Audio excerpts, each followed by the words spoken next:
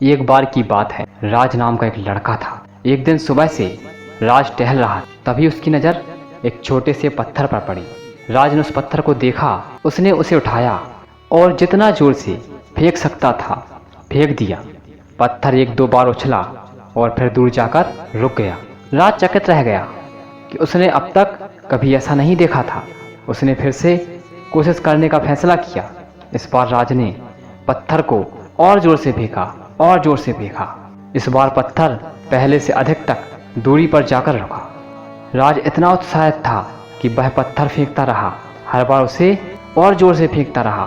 प्रत्येक फेंके जाने पर पत्थर और दूरी पर जाता रहा, जब तक कि पत्थर राज की दृष्टि से गायब नहीं हो गया। राज एक चट्टान पर बैठ गया और सोचने लगा कि अभी क्या हुआ था।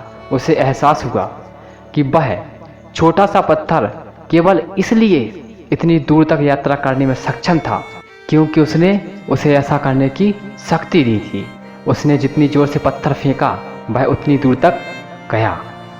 राज को एहसास हुआ कि यही सिद्धांत उसके जीवन पर भी लागू होता है। यदि वह महान चीज़ें हासिल करना चाहता है तो उसे खुद को ऐसा करने के लिए शक्ति देनी होगी। उन्हें अपने लिए चुनौतीपूर्ण लक्ष्य निर्धारित करना होगा और फिर उन्हें हासिल करने के लिए उसी तरह से कड़ी मेहनत करनी होगी। राज ने खुद से वादा किया कि वह अपने सपनों को कभी नहीं छोड़ेगा। वह कड़ी मेहनत करते रहेगा और खुद पर विश्वास करना कभी नहीं छोड़ेगा। वह जानता था कि यदि उसने ऐसा किया तो वह सब कुछ हासिल कर सकता है जो उसने ठाना है। आप जो भी ठान लोगे उसे हासिल कर सकते हैं, बशर्ते आप खुद पर विश्वास रखें और कभी हार ना मानें। आप जितना मेहनत करेंगे उतना ही आगे बढ़ेंगे।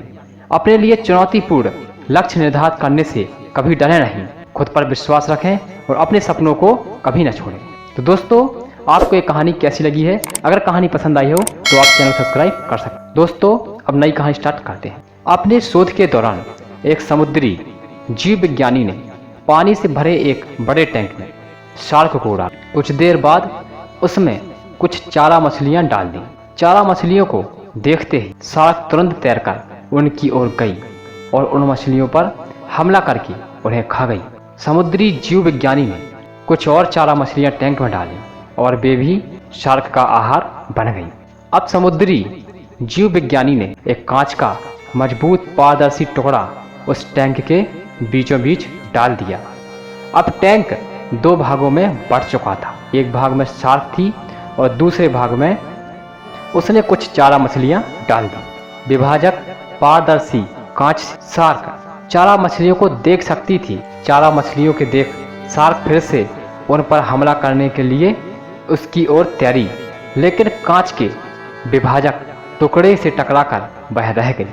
उसने फिर से कोशिश की, लेकिन कांच के टुकड़े के कारण वह चारा मछलियों तक नहीं पहुंच सकी। शार्क ने कई बार पूरी आक्रामकता के साथ चारा मछलियों पर हमला करने की कोशिश की, लेकिन बीच में कांच का टुकड़ा आ जाने के कारण वह असफल रही। कई दिनों तक वह शार्क कांच के विभाजक के पार जाने का प्रयास करती रही, लेकिन सफल ना हो सकी। अंततः थक हार कर उसने एक दिन हमला करना ही छोड़ दिया और टैंक के आधे अपने भाग में रहने लगी। कुछ दिनों बाद समुद्री जीव विज्ञानी ने टैंक से वह कांच का विभाजक टुकड़ा हटा दिया, लेकिन शार्क ने कभी उन चारा मछलियों पर हमला नहीं किया क्योंकि एक काल्पनिक विभाजक उनके दिमाग में बस चुका था और शार्क ने सोच लिया था कि वह उसे पार नहीं कर सकती।